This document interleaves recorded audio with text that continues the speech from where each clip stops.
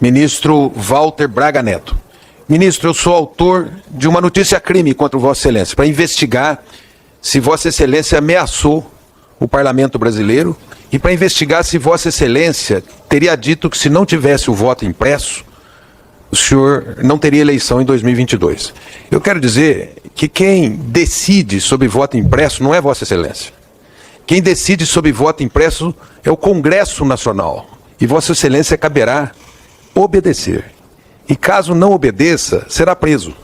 Eu quero saber de Vossa Excelência se o senhor disse que não haverá eleição em 2022 caso tenha voto impresso. Em segundo lugar, ministro, de ameaçar uma CPI também é motivo de crime. E Vossa Excelência pode responder criminalmente. O senhor recebeu, dados públicos, o senhor recebeu R$100 mil de salários em julho. O general Augusto Heleno, 107.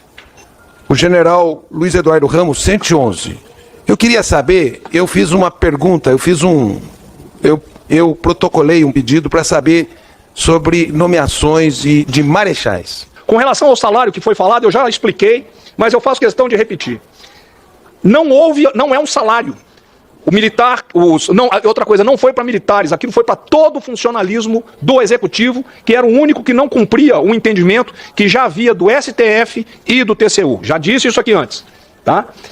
Não é decreto, foi uma portaria da AGU e adoção pelo Ministério da Economia. O que nós recebemos foi os atrasados, ou os retroativos, de janeiro a julho, tudo de uma vez só, mais o 13º. Ele me perguntou se eu considero se houve uma ditadura. Não considero que tenha havido uma ditadura. Houve um regime forte, isso eu concordo. Cometeram exceções dos dois lados, mas isso tem que ser analisado na época da história, de Guerra Fria e tudo mais. Isso aqui é a importância dos pesos e contrapesos que tem que ser exercido pelos três poderes. Poder Legislativo, Poder Executivo e o Poder Judiciário. Se os senhores não exercerem os poderes, os senhores que eu estou dizendo não são os senhores deputados, os senhores dos poderes, e houver um desbalanceamento entre os poderes, isso realmente não funciona. O senhor não terá direito de intervir se não existir. Os três poderes se controlarão. O senhor não terá nenhum direito de intervir. Eu esqueci de responder ao senhor. O senhor fez perguntas aí para mim, inclusive... Os senhores pretendem dar um golpe no dia 7 de setembro, essa pergunta não foi respondida. Se eu digo para o senhor que nós trabalhamos dentro da Constituição, a pergunta já está respondida. Cabe ao senhor o entendimento. O senhor, eu gostaria de dizer... Freios e contrapesos? Não é o que o presidente... É a Constituição que resolve, não o senhor. O senhor tem que ficar no seu quadradinho. O seu quadradinho. O senhor... Fernando, o senhor pode desrespeitar a memória das pessoas. E os ataques terroristas que vocês fizeram? Só um momento. E fazer ameaças. E os ataques terroristas que vocês fizeram? Eu queria responder. Eu não agredi o ministro Walter Souza Braga Neto. Ele disse, na última frase, que ele respeita a Constituição e a Constituição prevê freios e contrapesos. Freios e contrapesos na relação entre os três poderes. Aí ele fala, e se falhar? Aí eu respondi, se falhar, a Constituição tem os seus mecanismos de freios e contrapesos. E, portanto, se falhar, não cabe intervenção militar. É isso que eu quis dizer a ele. Então, eu volto a dizer, porque deixa eu só colocar... Dentro desses instrumentos, 142. Só um minutinho. O Supremo Tribunal Federal cabe dizer, por último direito, o parlamento cabe decidir, a urna eletrônica, quem decide é o parlamento e ponto.